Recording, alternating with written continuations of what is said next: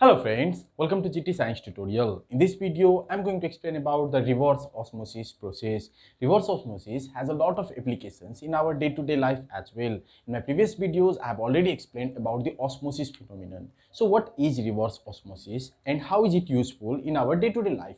In this video, we are going to understand everything about that. So let's start.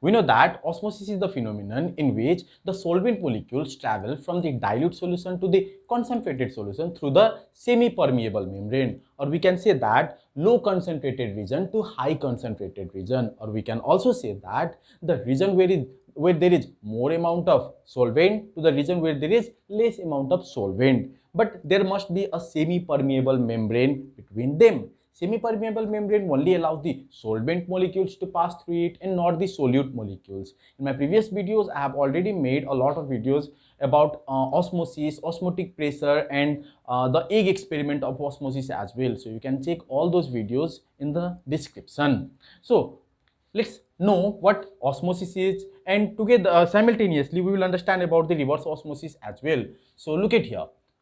Suppose there is this container.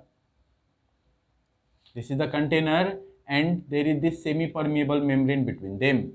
This is the semi-permeable membrane. And in the left side of the semi-permeable membrane, there is pure water. This is the pure water, or we can say that dilute solution. Okay. For this case, let's consider this is the dilute solution or pure water. And in the right side, I am making a horizontal line to represent it. So this is the concentrated solution. Concentrated solution. That means there is more amount of solute here than in this region. So according to osmosis, what will happen? The pure water will travel from this pure water molecule will travel from this dilute solution to the concentrated solution. This is the osmosis phenomenon, and this is the natural phenomenon. If there is semi-permeable membrane, then pure solvent will definitely flow from dilute solution to the concentrated solution, and as a result of that, the level of water in left side will decrease and in the right side it will increase. It will reach over here. This is the osmosis phenomenon. But right now we are talking about the reverse osmosis phenomenon. Reverse osmosis means there should be opposite case of osmosis, right? So what will happen if we apply the pressure on this solution region? Here, if we apply the pressure, then what will happen? We need to apply pressure greater than the osmotic pressure. Osmotic pressure is the pressure that stops the osmosis from happening. That is the minimum amount of pressure which does not allow the solvent molecules to pass from this region to this region. I have already made a video about osmotic pressure. You can get all the different knowledge about osmotic pressure over there. So we need to apply pressure from this upper region. Suppose this is the piston. Now, if we apply the pressure, then what will happen? We are trying to push this liquid downwards. We know that liquids are incompressible liquid. It can't be compressed. Then what will happen? The water molecules will have to flow from the solution region to the dilute solution, right? That is the concentrated solution to dilute solution.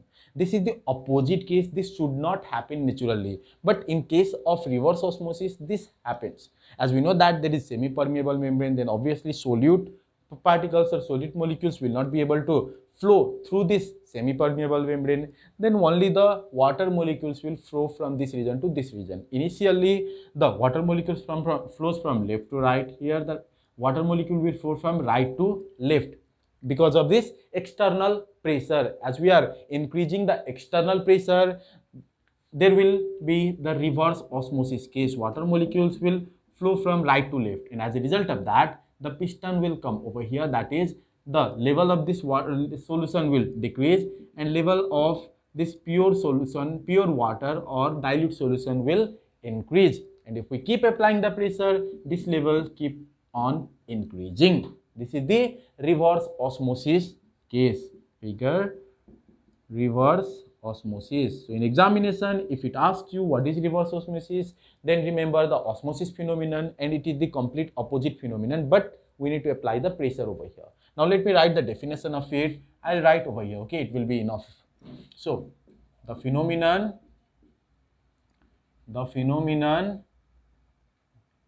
in which the water molecules or the solvent molecules, okay, solvent molecules flow from concentrated solution to dilute solution through the semi-permeable membrane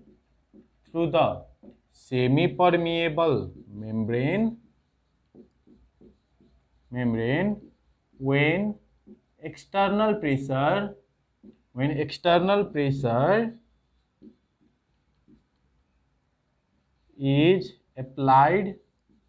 is applied on solution.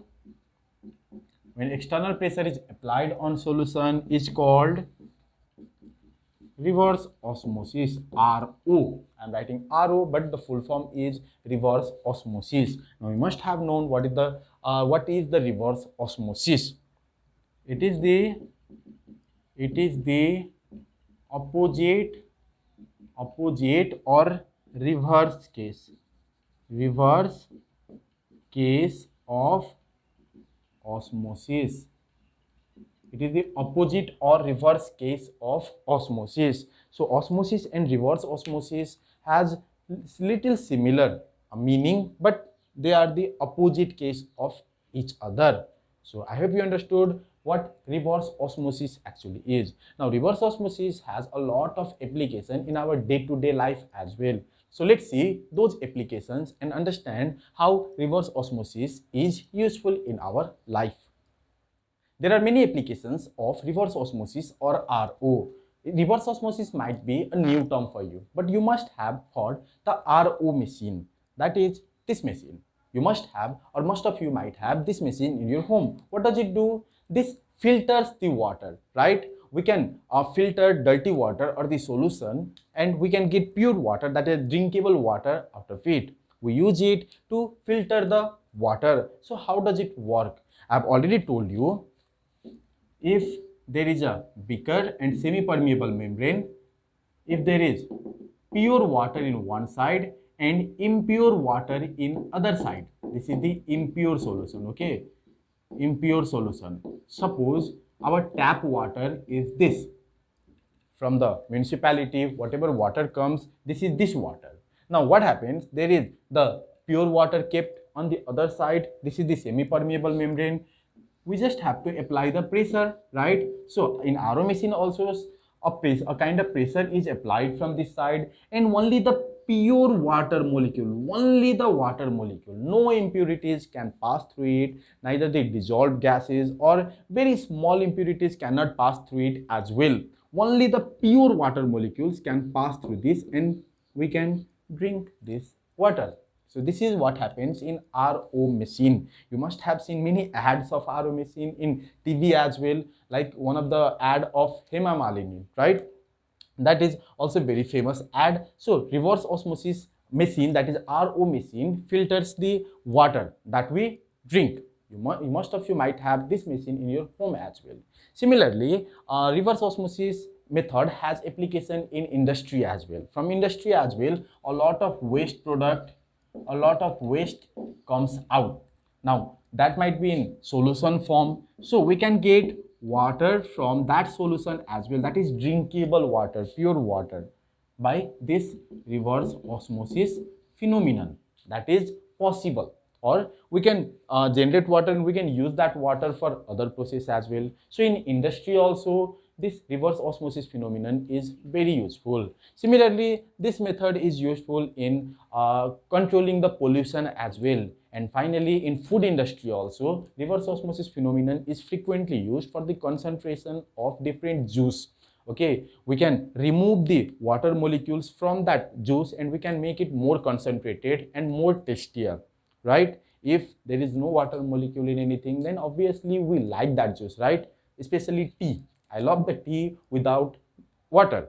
So obviously we can do that by reverse osmosis as well. So reverse osmosis has a lot of applications and it has direct application in our daily life. That is, we filter water by using this method.